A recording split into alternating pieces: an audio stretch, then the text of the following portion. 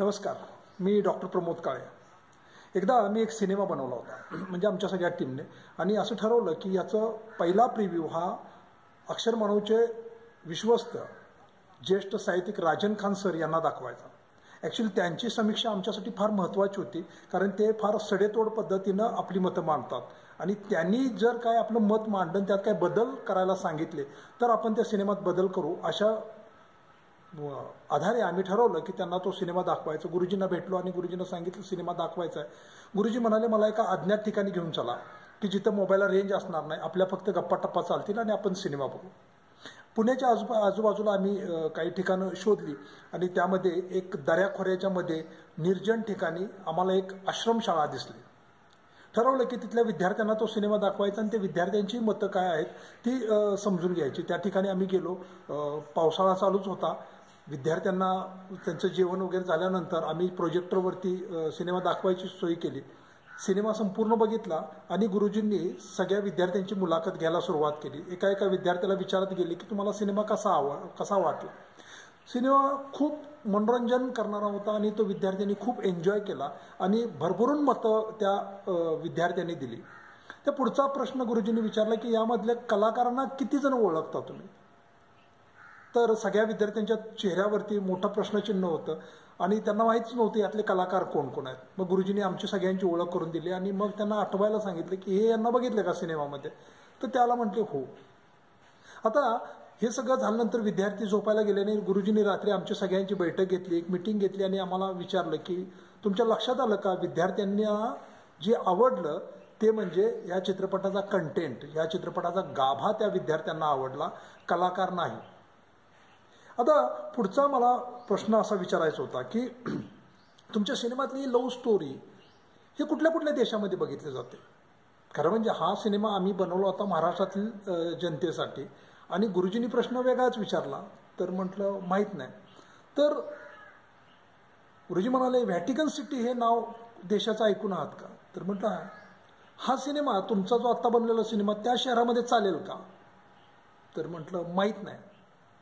गुरुजी हसले आणि म्हणाले की थोडक्यात मी अडाणी लोकांचा सिनेमा आत्ता बघितला. म्हणजे एखाद्या विषयाचं परिपूर्ण ज्ञान हवं. तुम्ही बनवलेला सिनेमा, तुम्ही जी काही लव्ह स्टोरी दाखवली खरं चांगलीच होती, उत्कृष्ट होती, त्याच्याबद्दल मला वाद नाही आहे, पण तो सिनेमा जगातील कुठल्या तरी टोकाच्या देशातल्या लोकांना पण आवडावा असा तुम्ही बनवलाय का.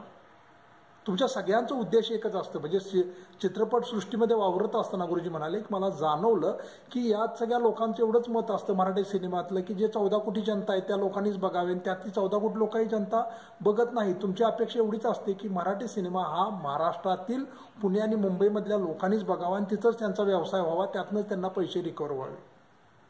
म्हणजे तुम्हाला असं वाटतही नाही की मराठी सिनेमा हा राज्याच्या देशाच्या बाहेर जाऊन जगाच्या पातळीवरती त्या सिनेमाचं नाव असावं आणि तसेच सिनेमे असावे. आता आपण शाहरुख खान, सलमान खान याचं तुम्ही कौतुक करताय, त्या कौतुकाबद्दल माझं ना नाही आहे, पण त्यांना बुरांडीसारखा देश जो जगातला सगळ्यात मागास देश आहे तिथं ह्या लोकांना ओळखलं जातं का. त्याचं उत्तर जर नाही असेल तर मग त्या कलाकारांची तोंड घेऊन तुम्ही का हे करता, लोकांच्या पुढे जाता.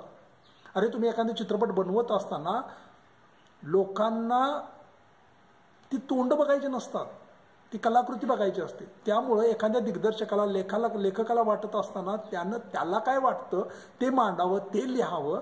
त्यानं डोळ्याच्या समोर ठेवू नये कलाकार की या कलाकाराला डोळ्यासमोर मी कलाकृती मांडतोय. ती फार मोठा अन्याय आहे त्या कलाकृतीबरोबर. खरं म्हणजे लोकांनी कलाकृती बघितल्यानंतर तुमची तोंड ओळखायला पाहिजेत आणि ती तोंड एकदा ओळखली की आयुष्यभरात ती कधीच विसरली जाणार नाही. मला त्यांनी विचारलं की बाबा तू काय अभिनय करायचा आहे का तुला. तर म्हटलं हो करायचं आहे, पण आता मराठी चित्रपटात तर या वयात मला कोण हिरो म्हणून घेणार नाही ना. थांब म्हणाले हेच ते वय आहे ज्याला तुम्हाला मराठी चित्रपटासाठी हिरो बांधता येईल.